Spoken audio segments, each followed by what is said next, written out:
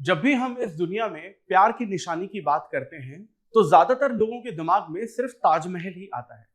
लेकिन ताजमहल से भी बड़ी एक प्यार की निशानी हमें देखने को मिलती है और वो है राम सेतु। जब प्रभु श्री राम अपनी धर्म पत्नी सीता माता को लेने के लिए इसी राम सेतु से होते हुए श्रीलंका पहुंचे थे। ये किसी की आस्था की भी बात हो सकती है और कुछ हद तक साइंटिफिक बात भी हो सकती है। लेकिन बहुत सारे लोग इस देश और दुनिया में ऐसे भी पाए जाते हैं जो ये कहते हैं कि राम सेतु जो एक ब्रिज है वो राम सेतु नहीं लेकिन सिर्फ एक एडम्स ब्रिज है, और वो जो इंफ्रास्ट्रक्चर है वो मैन मेड नहीं है, यानी वानर सेना के द्वारा नहीं बनाया गया है लेकिन नेचुरली बनाया गया है। तो इसे आप धर्म से जोड़कर अपने धर्म की बड़ाई नहीं कर सकते। लेकिन इस चीज के अगेंस्ट बहुत सारी ऐसी रिपोर्ट्स हैं हमारे पास, जिसमें जियोलॉजिकल सर्वे ऑफ इंडिया की भी रिपोर्ट है, आईआईटीज की भी रिपोर्ट है, और यहां तक कि और ऐसे दूसरे ऑर्गेनाइजेशंस जो इंडियन गवर्नमेंट के अंडर काम करते हैं और कार्बन डेटिंग करते हैं, उन्होंने भी राम सेतु के बारे में ऐसी रिपोर्ट्स सामने लाई हैं जिसमें यह कहा गया है कि ये नेचुरली मेड नहीं है, यानी प्राकृतिक रूप से नहीं बना हुआ है, लेकिन इसे ये मैन मेड ही है, इसे किसी के द्वारा बनाया गया है। तो राम सेतु दरअसल है क्या, कैसे बना, क्या साइंटिफिक प्रोसेस है इसके पीछे, क्या प्रोजेक्ट्स में बताया गया है, इन सारी चीजों को आज के इस वीडियो में डिटेल में और आसान भाषा में समझने की कोशिश करेंगे। Welcome to Chahal academy, this is Anubhav Deepani. तो जब भी हम लोग यहाँ पर राम सेतु सवाल करना है,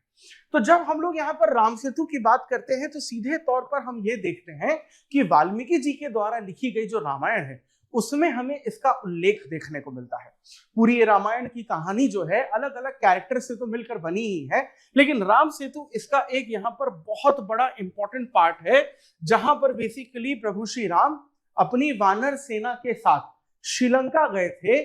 लंका पर अटैक करने के लिए, रावण को मारने के लिए और सीता माता को वापस लेकर आने के लिए। प्रभु श्री राम की जो वानर सेना थी, ऐसा माना जाता है, ऐसा कहा जाता है कि उन्होंने ही इस राम सेतु को बनाया था, और उन वानर सेना में जो उनका एक चीफ इंजीनियर जैसे हम कह सकते हैं नला, उन्होंने बेसिकली यहाँ पर जो पूरा का पूरा राम सेतु बनेगा, जो ब्रिज बनेगा, उसका स्ट्रक्चर कैसा होना चाहिए, प्लानिंग कैसी होनी चाहिए, बाकी वानर सेना को गाइड करने की जो रिस्पॉन्सिबिलिटी थी वो यहाँ पर जो नला है उनकी थी, और उन्हीं की मदद से यहाँ पर प्रभु श्री राम श्रीलंका पहुंचे थे। और आगे की तो कहानी हम सभी को पता है, जिसके नाम पर हम लोग दशहरा भी सेलिब्रेट करते हैं। अब यहाँ पर बहुत सारी अलग अलग माइथोलॉजिकल स्टोरीज आपको देखने को मिलती है जो आपके रिलीजन, बिलीफ या फेथ से जुड़ी हुई है, राम सेतु से रिलेटेड, लेकिन बहुत सारे लोग इसे धर्म से अलग करके पूरी तरीके से ये कहते हैं कि ये सिर्फ एक नेचुरल फिनोमेना था, इसमें रामायण या प्रभु श्री राम का इससे बेसिकली किसी भी तरीके का कोई अस्तित्व नहीं है। और वही लोग इसे राम सेतु न कहकर एडम्स ब्रिज के नाम से जानते हैं, और उनकी एक अलग माइथोलॉजिकल स्टोरी ये निकल कर आती है कि श्रीलंका में हमें एक पीक देखने को मिलता है जिसे हम लोग कहते हैं एडम्स पीक, और ये इससे कनेक्टेड है। और जो पहला ह्यूमन स्पीशी था अर्थ का, जो एडम था, वो बेसिकली गार्डन ऑफ ईडन जो है वो श्रीलंका से क्रॉस करके इंडिया इसी ब्रिज से आया था, इसलिए यहां पर इसे एडम ब्रिज भी कहा जाता है कुछ लोगों के द्वारा। और राम सेतु की जो कहानी है उसे उनके द्वारा झुटलाया भी कई बार जाता है। अब यहां पर अगर हम लोग थोड़ा सा ज्योग्राफिकली देखने की कोशिश करें तो ये जो आपका राम सेतु है ये करीबन 30 किलोमीटर लंबा आपको देखने को मिलता है। रामेश्वरम में जो पम्मम आइलैंड है वहां से लेके श्रीलंका का जो मन्नार आइलैंड है, इसके बीच में बेसिकली ये पूरी तरीके से फैला हुआ है, और इसके बीच में यानी कि राम सेतु के चारों तरफ, दोनों तरफ आपको सैंड बैंक्स और जो कोरल रीफ हैं वो भी आपको यहाँ पर बहुत सारे देखने को मिलते हैं। जियोलॉजिकल सर्वे ऑफ इंडिया ने यहाँ पर एक प्रोजेक्ट बनाया था, एक टाइटल यहाँ पे देख सकते हैं, प्रोजेक्ट रामेश्वरम। इस प्रोजेक्ट में ये रिसर्च की गई थी और ये बताया गया था कि ये जो राम सेतु है ये करीबन 7000 साल से लेकर 18000 साल पहले ये बनाया गया है, और ये बेसिकली इंडिया और श्रीलंका को कनेक्ट करता है, और इसके आसपास के आइलैंड्स जो आज हमें नहीं देखने को मिलते हैं, उस वक्त ये पूरी तरीके से मीन सी लेवल से ऊपर ही थे। और यहां पर जो कार्बन डेटिंग की गई है कोरल्स की, उसमें यह पता चला है कि जो कोरल्स हैं वो 500 से 600 साल यहां पर पुराने हैं।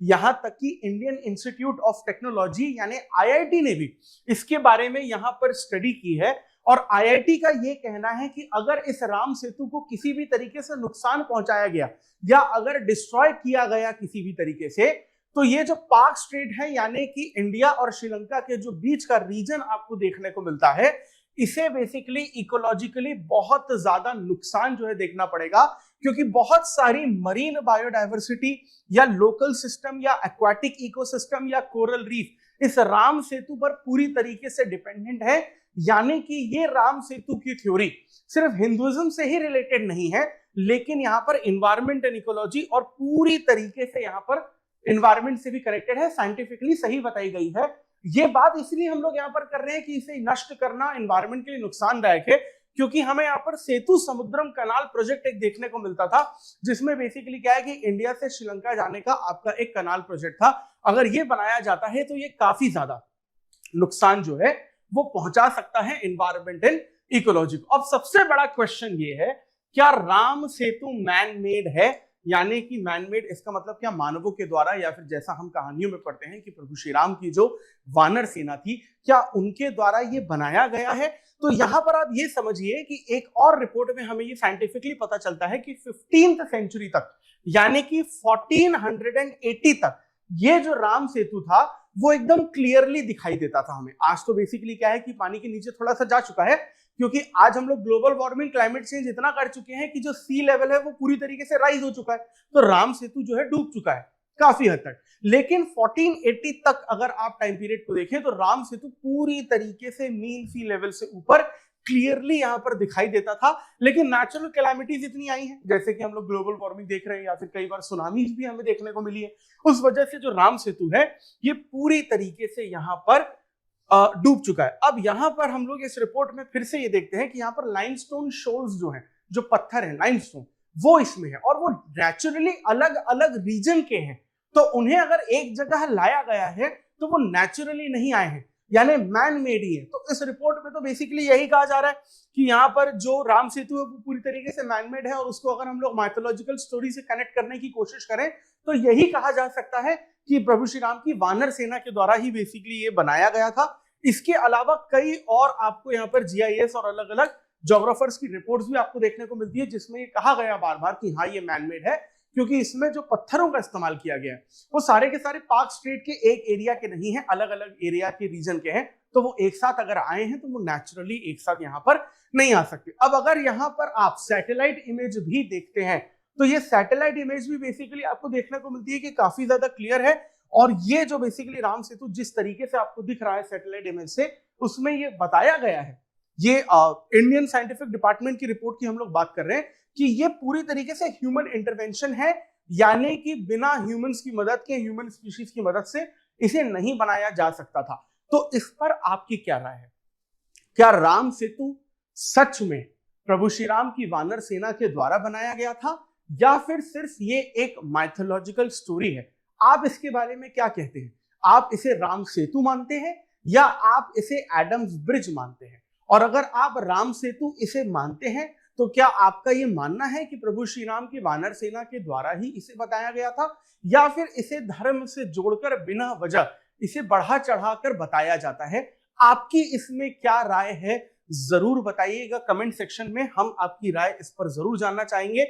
अब इससे रिलेटेड जो बेसिकली कुछ साइंटिफिक चीजें हैं वो तो हम लोग इस वीडियो में बता ही चुके हैं। आपके कमेंट सेक्शंस में जो राय है इसके बारे में, उससे हमें पता चलेगा कि आपका जो बेसिकली ट्रेंड है, आप किस तरीके से सोचते हैं, ये बहुत ज्यादा जरूरी है। And we will be able to know your psychology and your thought process related to this. और इसी तरीके के इंटरेस्टेड और कॉम्प्लिकेटेड टॉपिक्स को अगर आप डिटेल में और आसान भाषा में समझना चाहते हैं, so please stay tuned with Chahal academy and subscribe to this channel. और प्रभु श्री राम की इस वानर सेना के बनाए राम सेतु के बारे में अगर आप चाहते हैं कि ज्यादा से ज्यादा लोगों को पता चले, तो उसके लिए ज्यादा से ज्यादा इस वीडियो को लाइक और शेयर करिए। This is Anubhav Deepani signing off. I will see you in the next video. Thank you very much. जय श्री राम।